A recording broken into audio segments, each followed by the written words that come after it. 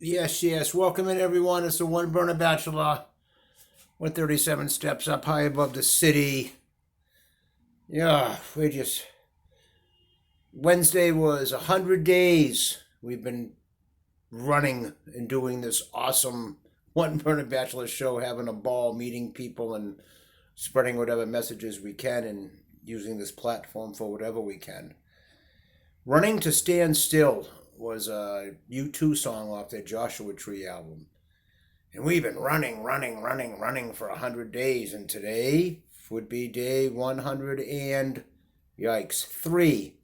If Wednesday was 100, then Thursday, Friday, Saturday, today's 103. And we've been running, and today we're going to sit still. And Angelo's right here with me. I took the middle storm window out of the door today, where Angelo hangs out near his couch, just to sit and hang out. To talk about a couple of things we've learned, especially in the last two episodes, or two of the last recent episodes. My new Dutch oven is awesome. And you know what? Just because we all don't want to look at that balcony, I'm actually going to come outside and get that out of the way and look at the sky and the city for my friend Lowell and for everybody else that might be listening that's not from the city. So the Dutch oven is awesome. We simmered those awesome chicken leg quarters all day. And we ended up making chicken salad out of that, getting the bones out of it, and it was awesome. And the bone-in pork tenderloin ribs, pork ribs that we simmered like all day yesterday with the sweet potatoes. Imagine those sweet potatoes. I cut them in half and just had them face down on the pot, and the skin just steamed or simmered right off them, and that bright orange was that. Well, this is what I learned from both of those, is if when I first took the cover off and I first started fishing around to get the bones out of the chicken and the bones out of the pork, if I had shut the Dutch oven off right then and stopped beating up what was in there, think about that. If you go back and watch that chicken leg quarters one, when I first started taking the few bones out of there, oh, that chicken was in nice big pieces. And if I had taken that right out of the pot and got it out of that hot broth and awesome flavored juice, if you will, that was continuing to cook those, they would have been just awesome. And same with the pork last night. Yikes. Today, you know, what I'm doing today is when there was so much of that left that I let it simmer too long, and it hadn't turned to mush yet, but it wasn't, it was more of a stew or a soup, and I kind of lucked out because I got the bones out of it, and I was looking up a vegetable, anyways, borscht, B-O-R-S-C-H-T, came up, and that is a vegetable and meat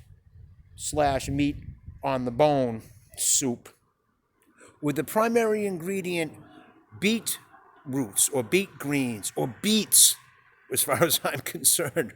And here I go, Senior. I haven't mentioned him in a long time on the show. He did the fish cakes with me and told me about the remoulade sauce and the beans, and oh gosh, he made the greatest ones in the world. He also taught me that beets in a soup makes it borscht soup. And it can be vegetable with borscht. It can be meat in a borscht soup. So I happen to have a can of beets, just little whole beets that I got yesterday, thinking I was going to add that to yesterday's creation anyways.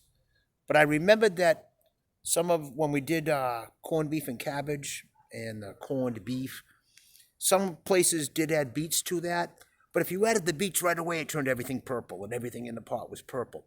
So I kept the beets aside for that reason, thinking I'd serve them on the side so everything wouldn't be purple. And then I decided not to use them. But to put some color in it, and lucking out that I had that, that's what I've put in this now. Here's Angelo. He's hanging. He's awesome on his couch. Oh, and I'm just going to, he's going to come out on the porch now, maybe do a little stretching. Hi, everybody. It's kind of a casual Saturday. It's kind of a dreary day, but it's not cold. It's not raining. We're coming back here now. So that's what's in here now. So we'll get back to that. And I've already shut it down again because I've had it simmering all morning, and I've made borscht. And I've got, see if I can get the cover off here. I've got that one packed up. And trust me that there's 3 more in here all packed up and ready to go. And I'm going to deliver these. And if I had just taken the chicken and taken the pork out of that awesome creation from the chicken quarters and this with a ladle, say with a slotted label with holes in, scooped out those radishes and those Brussels sprouts and the sweet potato, the oh gosh, I'm not going to be able to think of the name of it now. I will in a second.